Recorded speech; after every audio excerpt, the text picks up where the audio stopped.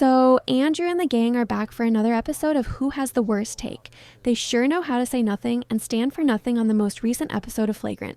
The whole time, all of them made excuses for and deflected blame for pedophiles. They all had talking points that ignored facts and served to minimize the culpability of those involved. Worst of all, they defended crooked-eyed Kash Patel, who we now know lied about everything. Take a look. It's like Kash Patel, for example, who said he looked at everything and there's nothing there. Yeah. What did he say on Rogan? What kind of bullshit propaganda was he regurgitating? That there's no credible evidence that there's co-conspirators in a sex trafficking web. Yeah. To something, like, it's worded pretty peculiarly if you really look at it. Oh, you think that he's delicate enough where he can defend it? I think so, where it's like, technically there is no da-da-da-da-da-da. He's like, if I saw anything illegal, we would be investigating it right now. Yeah, exactly. Powerful people and devise language that will allow him to tell the truth while lying. I think it's probably the most likely thing. There also might just be like a realization when you're in Patel's situation that you get in and you go, oh, if all of these files leak unredacted, all of the institutions that hold up the world order will change. So there was a part of me that thought, and I wonder if they're going to play this hand, but there was a part of me that thought that they were going to bring in Congress or those of the people that were on the board that actually want to see all the files, et cetera. There's a part of me that thought they were going to bring them all in and go, here it is. You guys ready for the world to burn? Acting like the entire world will crumble because some pedophiles go to jail is peak fear-mongering. You don't stay silent on child sex abuse because you're afraid it might upset the world order, and it's just a cop-out. If you guys actually gave an F about the victims, you would have read the most recent Epstein file releases and you would know the facts about who lied so that you could confidently state that. Instead, you made excuses and tried to explain away the lies of Kash Patel. No, Patel did not use special language to avoid lying. His exact words were, and I quote, "There is no credible evidence Epstein trafficked minors." Unless he means coal miners, that was a lie. And he lied to cover up for Donald Trump. We know this because there are emails discussing the sale of minors and photographic proof of one of the checks Donald Trump paid to Jeffrey Epstein for one of these young girls. How could Flagrant not know these facts? It kind of seems like they're trying to make excuses for Patel and framing things as though Patel is just an honorable man following duties, keeping secrets to protect the world from utter annihilation. Give me a break, you fucking cowards.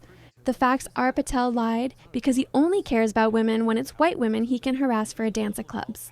And they were going to walk out and go, guys, there's nothing here. Now, I don't know if they will. They're also so pot committed. Their reputations are on the line. They're saying that these powerful people are involved and they're being protected by Trump and the administration, and Trump is also protecting himself in it. Yeah. But is there a version where it goes so high up and it's so entrenched in all these different countries that there's a version where government itself would implode if the information got out? Is there a version where even the people pointing it out, saying that they're going to expose it, try to protect it? Is it too big to fail? Is it the banks? Is it the housing crisis? Is it, are we going to bail out these bankers? Are we going to do it again? Are we going to bail out the people that put us in this fucking mess? If history tells us anything, probably. And that. No, Andrew, that version doesn't exist. He wants to believe there's a version where everyone on the Democratic side is evil, but they're not. Some people do have values, and they're proving it. Members of the Democratic Party have said they will speak the redacted names if Republicans refuse to. These people are risking their lives to stand up for justice, and all you want to know is whether it's possible to not care. Well, people do care clearly, unlike all of you. Why even ask that question, Andrew, other than to pretend the cowards who stayed silent did so to protect order or to act like they had no choice? Like, shut the F up. We've already surpassed too big to fail and no one is quiet. Members of the Democratic Party are fighting back for the victims and already forced the release of the redacted Epstein files through an act.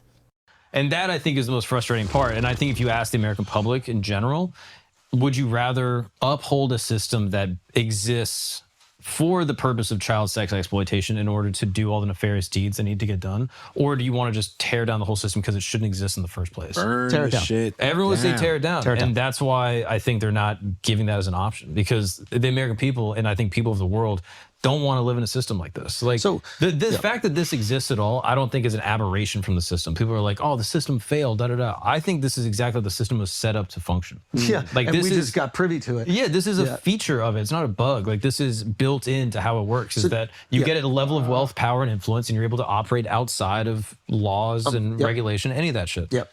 So I think it's a built-in thing, and that if you want the system to change, you fundamentally have to change the whole, you have to tear down the system, which So here's the question. changes the global order. When people reach a certain amount of wealth and status where they have access to this insider club, right? The club that none of us are invited to. Are there people that have access to it and, like, let's say like a Bezos or whatever like that, can they operate, like Bezos is promoting Trump, he's there at the inauguration, he's dumping the money in, he's making the Washington Post change its narrative a little bit to be a little bit more favorable. Are these people, is it possible these people are working within these systems of power because they go, well, in order for me to get what I want, I got to work with these bad actors, and that's the only way that I can achieve the things that I want to achieve?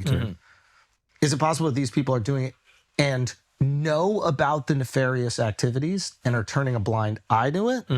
Or is it possible that they are unaware of the nefarious activities, meaning like child sex trafficking, this type of like blackmail leverage, and they are going, but I'm still going to operate above the law because that is the privilege of the powerful and wealthy? That was infuriating. How dare Andrew imply that pedophilia must be ignored in order for people to get rich, like it's part of the process. He had the audacity to argue that people had to stay silent on Epstein to protect world order. As if. Why does he have to pretend the world collapses if some pedophiles go to jail? This is not what's at risk. Andrew's moral dilemma between helping victims and world order is a false dichotomy. It's designed to keep people silent due to fear that speaking up would destroy the world. Mark's claim that justice requires tearing down the system is just a right-wing excuse to avoid change.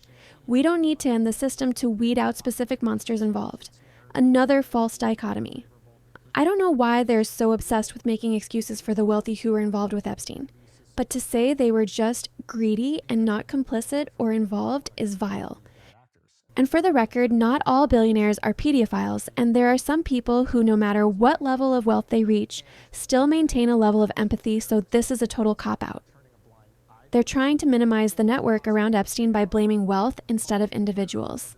Wealth doesn't make you a pedophile or force you to stay silent. Leverage.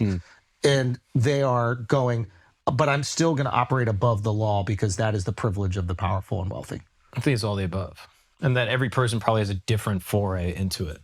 But in my opinion, like, just the way that the system is built, that once you get to a level of power and influence, any other identifying feature goes away. Like your nationality, your race, your sexual orientation, all that shit is gone because your entire motive is just personal growth, aggrandizement, and protection of your own capital interests.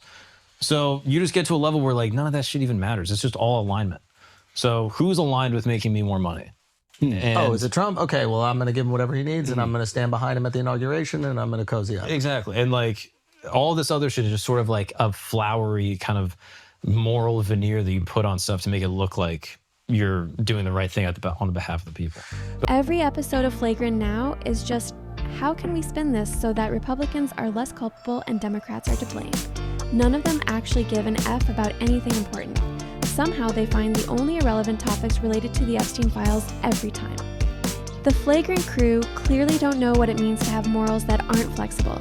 They're only in the pursuit of money, so they think everyone else must be too. Their conversation makes it so obvious that they did sell their souls, and they have nothing they believe in anymore. All their talking points did was minimize and deflect. Of course, wealth can corrupt, but it's more important to talk about demanding the government release the redacted names and finding out why you have a pedophile for president. And Andrew and the gang need to stop implying the victims were women, because I don't know any women who are 9 years old. Also, stop making it sound consensual. Instead of finding creative ways to subtly defend pedophiles, do some self-reflection. Some self-reflection as to why they all voted for a monster when we already knew he was a monster a full term before. Reflection as to why you want to disregard the victims of sex trafficking.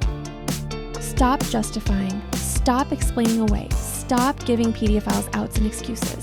Just stop talking altogether when you are dumb. All of you are compromised, and I hope you know you have become pedophile sympathizers. That is who you will be now. Why don't you go hang out with Brian Callen? Subscribe if you enjoy hating on bullshit as much as I do, and let me know in the comments if you think Flagrant needs to stop talking politics altogether.